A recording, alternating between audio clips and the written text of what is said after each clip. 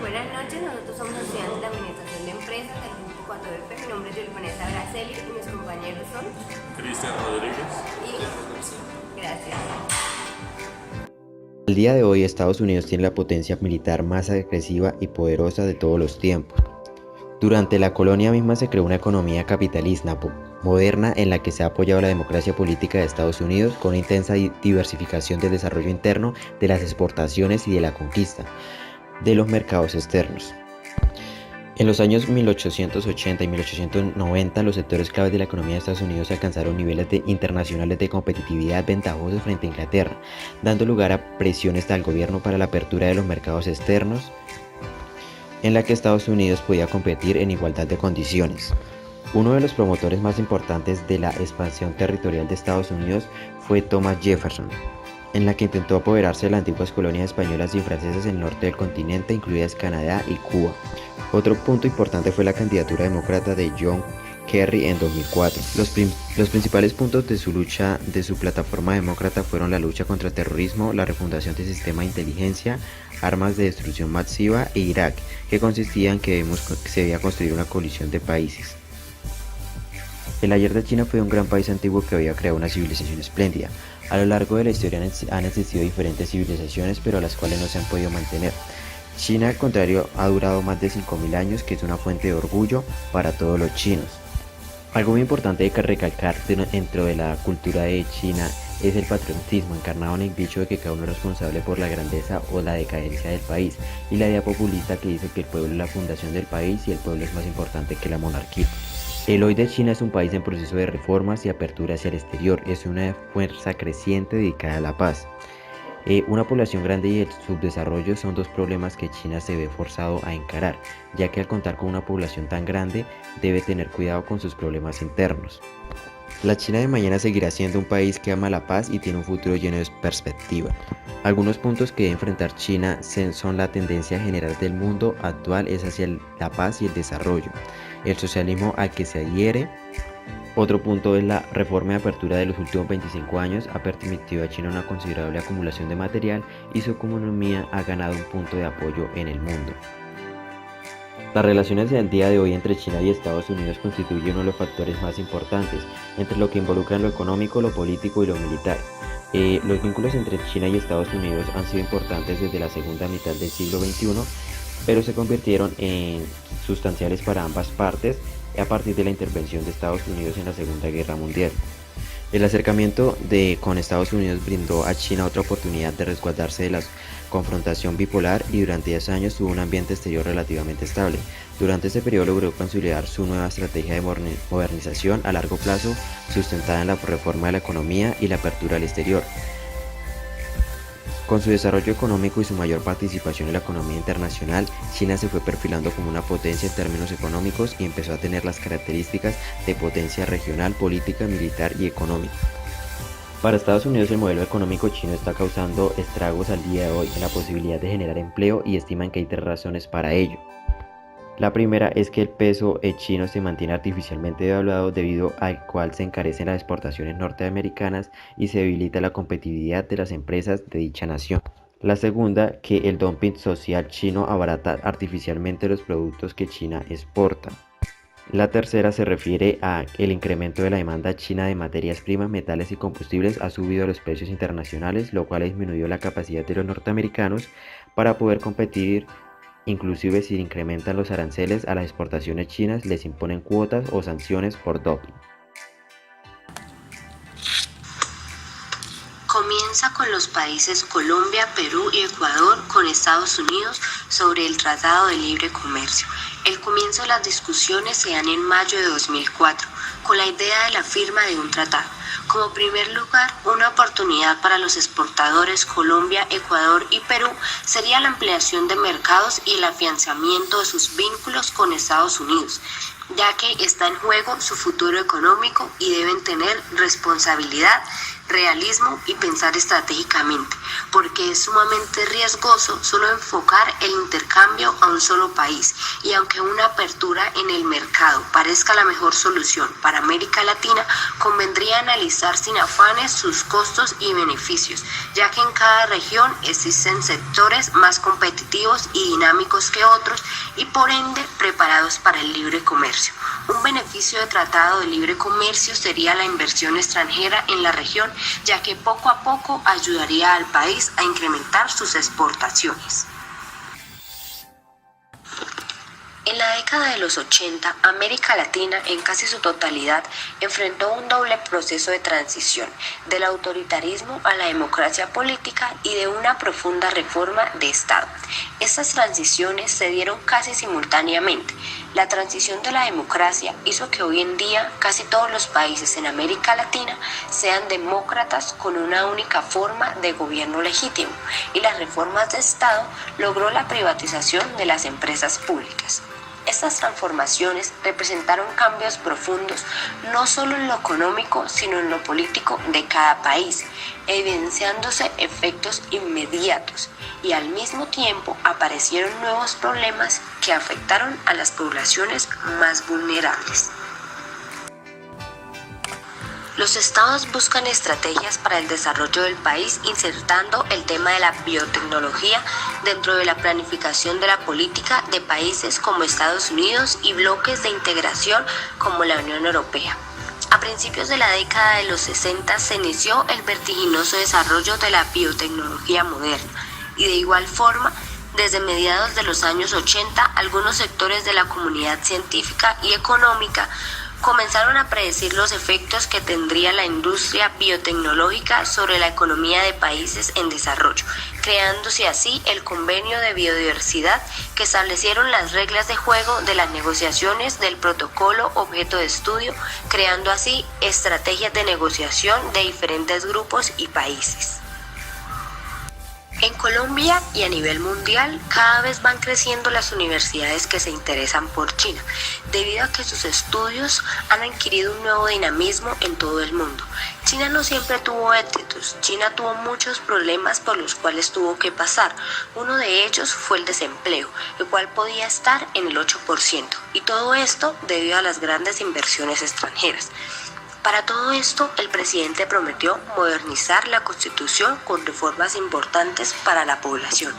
China cada vez se abría más al mundo, no solo liberalizando su economía, sino también estableciendo relaciones con 18 países. Se dice también que hay más de 62.351 empresas taiwanesas que operan en China, y la gran mayoría de los países de América Latina mantienen relaciones diplomáticas con este país, a excepción de algunos de Centroamérica, que son a los que Taiwán aplica la diplomacia del dólar. Las corporaciones multinacionales llevan a cabo su principal actividad mediante la llamada inversión extranjera directa. La inversión extranjera directa en Colombia tuvo orígenes en el siglo XIX en transportes férreo, oro, textiles, entre otros. Desde mediados de los años 60 hasta comienzos de los años 90, la inversión extranjera directa se caracterizó por fuertes restricciones, las cuales sucedían sobre la base del decreto 444 de 1967, con el cual se protegía la producción nacional. En cuanto a la expropiación sin indemnización, es importante señalar que eso nunca se ha aplicado. Una de las modificaciones de mayor magnitud durante los 90 fue la posibilidad de permitir mayor capital extranjero en el desarrollo de actividades, antes solo dirigidas por el Estado. Al igual que en muchos países extranjeros, Colombia ha tenido un crecimiento en inversiones extranjeras directas de portafolio durante el periodo de 1991 a 1997. La inversión extranjera directa creció a una tasa anual del 61%, el doble de aquella cifra del 33% registrada durante los años 80.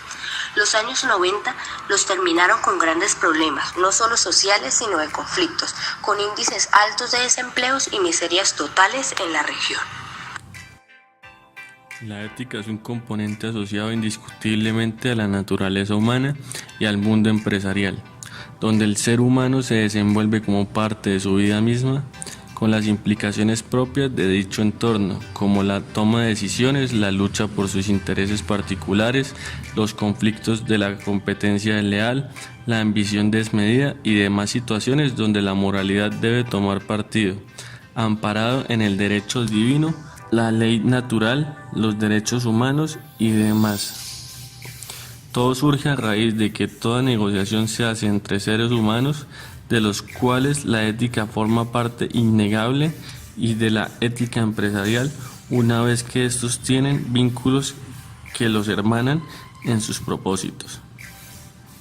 No obstante, dada la actual pluralidad de las organizaciones, cada día se hace más difícil controlar los conceptos éticos que rodean el desarrollo y el actuar de las empresas en los diferentes tipos de sociedades, cada uno con dilemas éticos diversos que profundizan la brecha entre los mundos opuestos que participan de la economía global, chocando con el antagonismo de sus prejuicios en la lucha por el dinero y el poder.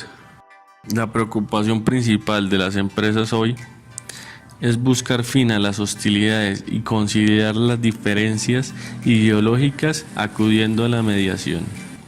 Lo más importante, sin embargo, es no esperar que los demás cambien su visión, sino cambiar nosotros, con el ánimo de promover el cambio en los demás.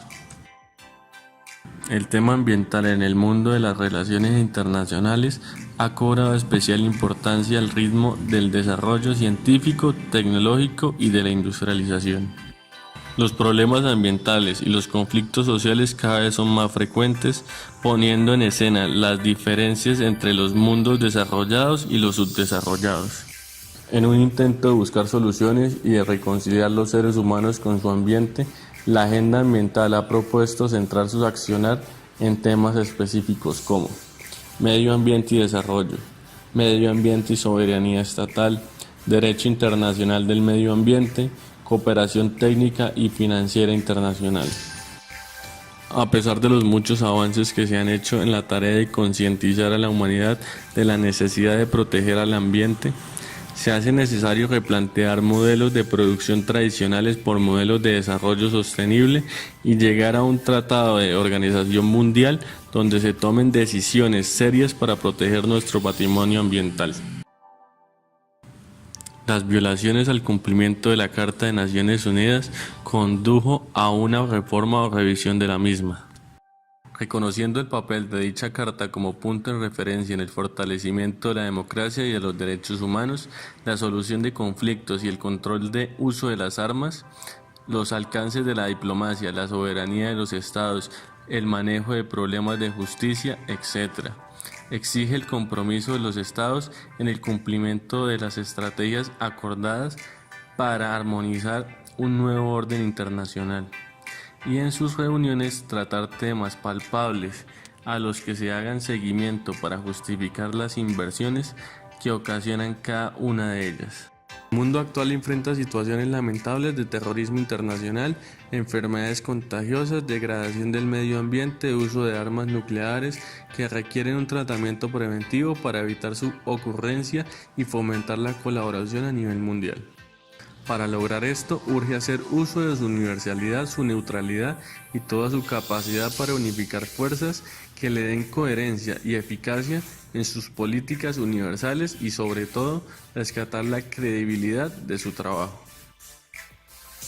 La cooperación en general, y en particular la cooperación para el desarrollo, constituye el instrumento por excelencia de las relaciones internacionales. La Carta ONU es un tratado que busca promover el desarrollo humano sostenible y los derechos fundamentales, condiciones esenciales para llegar a la paz y la seguridad mundial mediante la cooperación internacional y siempre optando por la solución pacífica. En el transcurso de la historia aparecen diferentes tratados cuyo objetivo ha sido la defensa de la paz, como el Pacto de Varsovia, la Organización de Países No Aliados, etc. Por otra parte, la OTAN, un organismo de defensa de naturaleza militar que riñe con la política pacífica de la ONU, indica que no existe una única percepción de la paz y la seguridad.